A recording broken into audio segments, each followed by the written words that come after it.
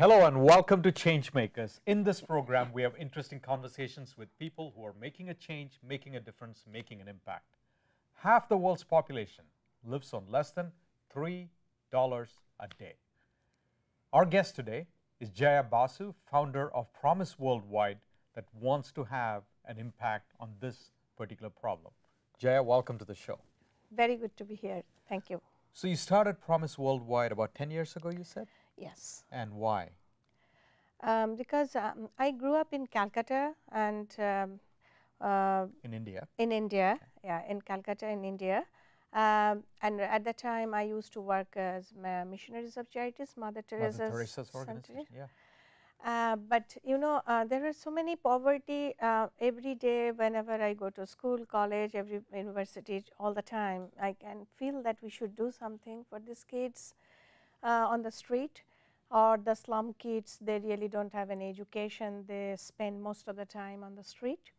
So that was a dream inside me. I nurtured, and when I came to USA, I felt this is the country where I can fulfill my dream. Interesting. And really, I got so much support from this country. I am a local Rotary member, and I got really big support from that Los Gatos Rotary. I have a wonderful board at this moment. I have started it by myself, but now I have 9 members board. I see. So it's amazing that you actually took a step to do something, because I lived in Calcutta for a couple of years and I know the situation intimately. For most people, you become completely immune or blind to the situation. Apathy develops. You feel it's too big a problem for any one person to solve. But something prompted you. You said, you need to take a stand. And I'm curious about what gave you that drive. One incident I remember, yeah. I went to Calcutta once with my kids after coming to USA. Yeah. That was the first time visit to India. And I was traveling in a train station with my kids. I bought them ice cream. It was a very hot summer day. And they just took out the lid of the ice creams because, you know, and 50 or 60 kids, the beggars kids from station, they just grabbed those lid to lick those ice cream. The leftover ice cream on the lid. Leftover ice cream. Wow. And my kids got so upset, and I really had that money. I mean, I bought all ice cream for all the kids, and I had to take money from my mom for my taxi fare. But that day I decided that at least I should try. If I cannot, that's okay, but at least I should try. So I came back to USA and I started Promise Worldwide with 5 kids in Calcutta in a slum. Serving 5 kids in Calcutta. Serving 5 kids in Calcutta. Like to provide them basic food, because those kids, they don't have a full meal at home. And this was 10 years ago. 10 years and ago. And how many kids are you serving now? Now there are 200 kids. 200. So you have 200 kids now. Yes, right? They're 202. 200 plus 2 of your own. Yes, that you had. And my dog. The original ice cream eaters. Yes. From whom you realized this. So what do you do with these 200 kids, or how do you? What are the services you provide to them? We founded basically a community center-like thing. It's a 1,800 square feet huge hall with a kitchen and you actually bathroom. built a building there. Built a building in the slum. In the slum, somebody leased that land for 99 years. I hope I won't survive 99 years, so I can take that risk. But your legacy will continue, Jaya, for sure. That I am not sure. It will. Thank you. So there, those 200 kids, they come every morning at 6:45. Before they come, there is instruction. They had to take shower. In the community center? No, they had to take shower in the front from the house. Yeah. And we then, since they are the first generation schoolgoers, they don't get any support at home. Okay. So we appointed 11 teachers, and they help them from 7:15 to 7 to 9:45 for their homework, to help them for the study for maths, social science, English, Mm-hmm. geography, all the subjects. And then they have a full meal. We have appointed 2 cooks. They come every day. Mm-hmm. And these kids, we cannot provide chicken, fish every day, but they get rice, lentil soup, green vegetables, eggs twice a week, and chicken twice a month. Incredible. And then they go to school. We send them to local schools since we don't have big facility as a school building. So you provide them food, you provide them with education or additional education and support and guidance. And the school education, like for the school, all the expenses we bear. Yeah. So you mentioned you work with missionaries of charity, and to some extent Mother Teresa was your inspiration. I can clearly see that at least 2 trends. The first was when Mother Teresa was originally in Calcutta, teaching in a very rich private school. She looked out of the window and saw the slums, and she said, that's where I want to go and serve, and asked her Mother Superior. And when she started serving like you, she had no idea where the money would come from or the resources, but she just threw herself at the problem. What gave you that courage when you took that first step? That is frightening for everybody. It's frightening for me. I really did not think ever that we will grow this much. But I am really honored that you brought Mother Teresa's name at the same time with my name. But Mother Basu, we'll call you from now on. Well, Mother Jaya. Mother Jaya. So, but you know, that is the real, I mean, very important thing is if you want to do something, I think money is not always a problem. Yeah, it's sometimes a problem, but I am very grateful to my husband, who initially the whole people really won't know. I mean, didn't know what kind of project, and at that time it was not even 501c3. I cannot go to everybody asking money. The whole time he supported me. Still, he is supporting the project. He is one of the advisory committee members. My kids are my big support, and our board, wonderful board. I see. They are my very good friends, and they are so dedicated to this cause. I mean, now money is coming from different sources. Amazing. And I understand as you became more successful with these kids, Promise Worldwide, at some point you decided, I need to start working with the mothers of these kids. Yeah. So what was the project you launched with the mothers? Like 4 years back, one American organization, it's a profit-making organization, Cinco Corporation. They, the CEO, Anna Mary Strauss, she came to me, and she was a mother of one of my daughter's friend. And she asked me whether they can work with Indian women who needs money. I mean, who are in distress like that. And I said, why not? Because I saw every time these moms, they are so abused, they are illiterate, they don't have anything to fulfill their kids' dreams, like they cannot buy any stuff for them. So I thought of them. I went to India, I talked with them whether they want to work for this organization, and they just loved it. And they're so smart. I am such a bad knitter, and I had to take that, I had to learn that design from Anna Mary. I had to do video because every time I forget that design how to do that. So when I took that video to show them, they just laughed at me and said, you forgot this design? We know how to do it. I said, oh my God. So they are really so smart. So basically it happens like if you are poor, people underestimate all the time them, like they cannot do anything. It is at least bias I think that we have. That biasness we have. We are educated, so we can do everything. Therefore, we are smarter. But definitely, I really enjoyed a lot. Whenever I go there, I get so much warm reception from these women. How many women are in the program, in this adult program? There is 270. Okay. And what do they do with Simco? You said you got Simco involved. What exactly is the? they basically knit. Initially, it started with one organic yarn made, hand knitted, Organic what? organic yarn. Oh, Yarn, yeah. okay. And it is a square 7 by 7 dishcloth. Okay.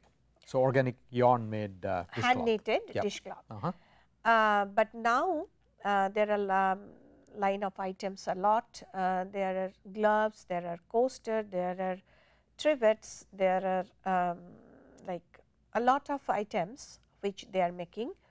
And you can find lot of promises stuff in Ace Hardware, local Ace Hardware. Yeah.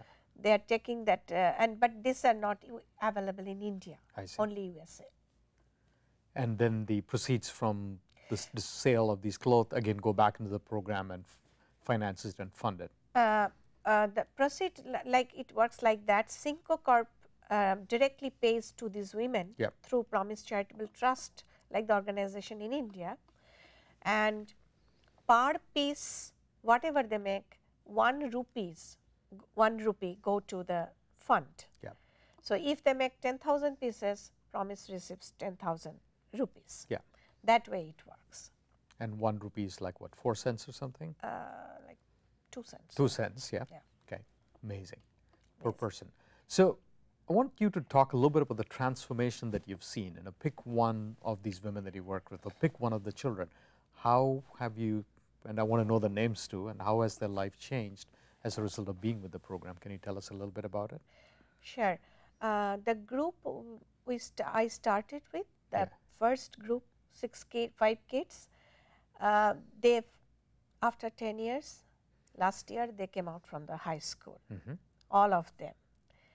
And one of them, Basir Ahmed, he got 92% number in the school living The final test, exam. Final exam.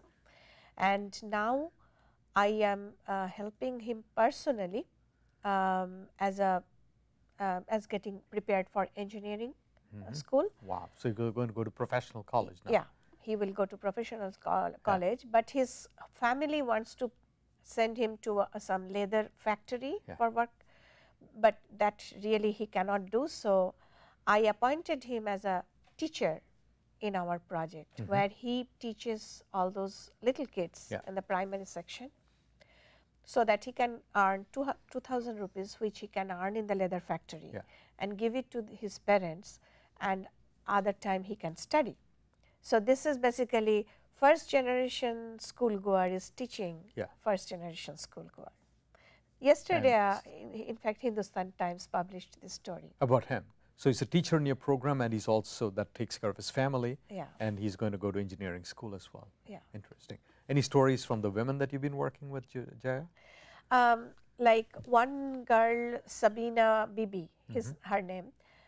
She has 2 kids, and the most surprising thing, Gopi, once I went to India to take the pictures of these ladies for Cinco's website, and I asked them to come early morning so that I can take everybody's picture, and they wear their best saris, and they came like so happy, and I asked them that why you are so happy? It's simply just I'm taking your pictures, and they said that is their first picture in their lives. They think about that, they didn't even pictures of their marriage, and that is so heartbreaking. I mean, people are so happy with this small kind of thing, and they were so happy because I gave all of them individual pictures. I processed, I mean, in the studio, and I give it to them. So I mean, I can see there is a definitely difference they are now making. I took 78 women one day to bank to open a bank account for and the first time. For the first time in their lives. So you actually, like a caravan, 78 women, you march them into a bank, tell the bank manager, I need 78 accounts opened now. And bank manager. That's an epic story, Bank manager got so nervous. was, but very happy, 78 accounts in one day. Absolutely. But he said, Madam, can you go back? Tomorrow I will take my laptop and one of my assistants will go to your project to make these accounts. So now, because otherwise if we pay them cash, they will spend that cash, their husband will take that money from them for their drinks and they cannot protest. So I asked them to lie to their husband how much they are making.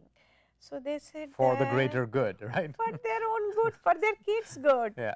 So they said, lie. I said, this is called white lies. Yes. There is nothing harm in it. Yeah. So now they are very happy because they can see their bank account is getting bigger and they can spend money. I mean, they can buy stuff for their kids, for their own desire also they can fulfill. So I think, I think this is the story of the women. Yeah, I love it. To some extent, you're being anarchic also with this whole thing. That's great. So right now, you in some ways are transforming the lives and have responsibility for these 200 women and about 275 women, 75 women and 200 kids, right? And you've created something that is larger than your life. And at times, do you sit back and think about this gigantic project you've created and be both awed and overwhelmed by it? I really am not happy yet because my goal is. So there is restlessness there. Yes. Tell us about it. That my bigger vision is like I want to see all these kids to be independent, both financially and spiritually. It's mostly women. Like still in India, I mean, definitely high tech is booming. People are getting richer and richer. But there is a big vacuum, Gopi, because the middle class family is disappearing and this poor people, they are getting poorer and women are like in such a bad position still now. I mean, it really did not improve that much in the last 30, 40, 45 years.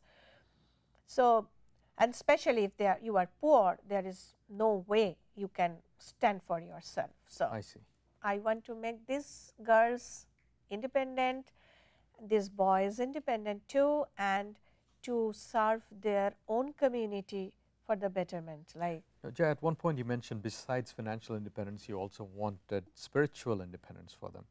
And what do you mean by that? Like I have to like explain like that, like their moms, they don't have any self-respect.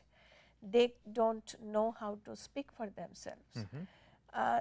And like I am thinking to send all these girls after school living test. All of them are not genius, so I cannot expect that all of them will go to college. Sure. But we can send them to vocational training, so that any time if they have some professional degree or diploma, they can do something. They can start their own business. They can, and if you like look at these kids nowadays, when we started, they were pale. They didn't have any self-confidence. They couldn't talk. Now they said that yes, I want to be doctor, so I have a plan to go to different corporates in Calcutta. If they can support our project, sending somebody to talk to these kids to motivate them for the brighter future. Yeah. So it sounds like, Jaya, it's important that you're giving them education and financial resources. But the sense I'm getting is the most important thing you're leaving them with is with a sense of dignity, a sense of self-respect. Yes. And that is incredible. That is commendable. Thank you. Now, you only gotten started. As I mentioned at the beginning of the show, there are 3 billion people who live on less than $3 a day, a lot of them in slums. So are you thinking of attacking the bigger problem across Calcutta, across the rest of India, across the world? Because this is a global human problem, extreme poverty. I have a definitely lot bigger dream about global problem solving, but I have and I'm confident that you will solve them. But to solve that problem, you know what I need. I need money. Yes. And with that limited resource which I have at this moment, I cannot even start to another project in India. Yeah. Because I don't really want to give them basic education and I am done, not like that. So, I want to pursue this project because I told you that I want to see them independent professionally.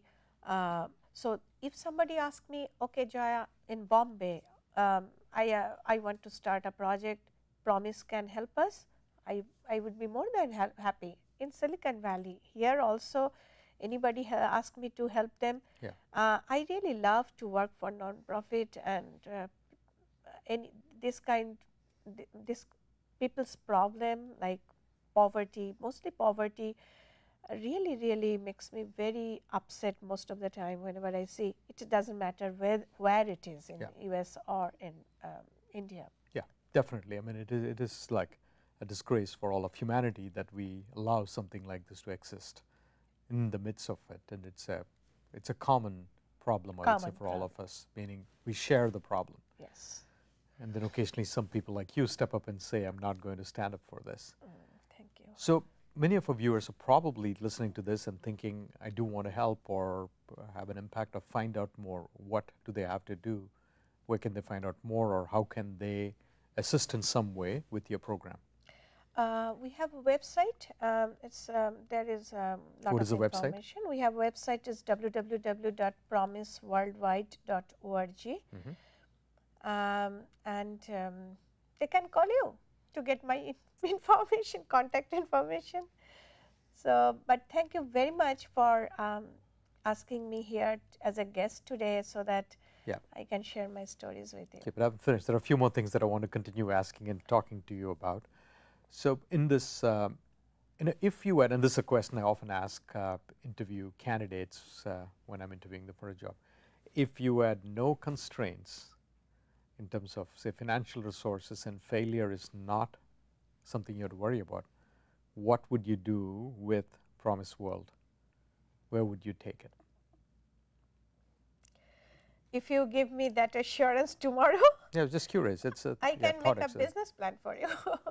So, how would you scale the organization? I want to see the limits of your imagination as far as this problem is concerned. How do you see it being addressed? Like one of my plan is like to start a project where the girls who are not really that smart, we can pull out, that we can do for any country, not really only in India, but definitely India. India's need is more like USA. That also you know that here also there is poverty. We really cannot find that kind of India's extreme kind poverty. of poverty, extreme kind of poverty here. So, all the state, in all the state of India, there are so many remote villages where people cannot reach education. I want to introduce distant learning through Cisco's that education system, or Intel's that computer education. Because I think at this moment, if people don't have computer education, that education is not complete that way. Yeah, or you're severely handicapped in the world going forward. Yeah. So that is one of my dreams. I can share it with you. That distant learning, and like there are a lot of villages, lot of people who can access like different agricultural field or engineering, whoever is interested in whatever be the stream, so that we can reach to them. Okay, so you want to use technology as a platform to bring education for all. Yes. Okay.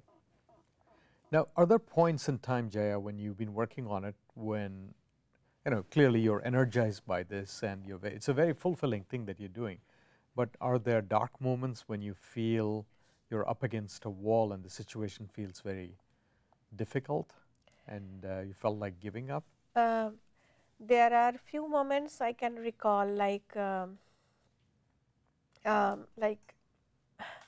the police system sometimes in India, it is not perfect. And one time they closed my facilities. I don't know why. Not yet. After so many years, I don't know why. And they asked me to go from here to there just to collect the key I went there because I didn't get the message, because they were asking for money, and I really was not ready to give them money because I am not doing anything wrong. That's right, yeah. And It just doesn't why? feel right, right? Yes. Yeah. And bribe is always like, why I have to pay bribe, and especially when I don't need any help from them. So I went to India. I talked with this policeman. Every day he is telling me, come tomorrow, come tomorrow. Every day I'm going there. I didn't get that key. So I got the message he needs money, and I cannot stay there forever. Indefinitely, I yeah. have to come back. So after 2 weeks, my husband suggested to offer him money. I give him money, and then I got the key. But I told him that you know, it is not the way you should work, and I live there. I trust you guys because I think that you are the Guardians, the safekeepers, yeah. guardians, and you are the law. People like trust people. And when I came back, I got a call from that guy. He wants to be now. At that time, he wanted to be one of the trustee in our trustee board. So he is in your advisory committee at this moment. That So you police managed to person. transform him also. Congratulations, that is incredible. Thank you. Okay. So we're almost down to just a minute more, and I wanted to ask you, I mean, this is clearly incredible work that you've been doing and continue to do, Jaya. Thank you. And with almost, started with no resources and the impact you've had. So in the last 30 seconds or so as closing, is there anything else that you want to share with me or the viewers about the program you're doing, your hopes for the future, your vision? I want to share, I want to say to the viewers and to the audience that if somebody can give me more information regarding more resources, funding resources, that would be really helpful. That would be really great. And these 200 kids, definitely there are 105 kids are in the waiting list, so that we can reach to them too. I see. Wonderful. So I hope that, and I'm sure you're doing such great work, somebody will step up. It's been such a pleasure and honor having you on the show, and I wish you continued success. Thank you so much, Jaya. Thank you Appreciate very it. much, Gopi.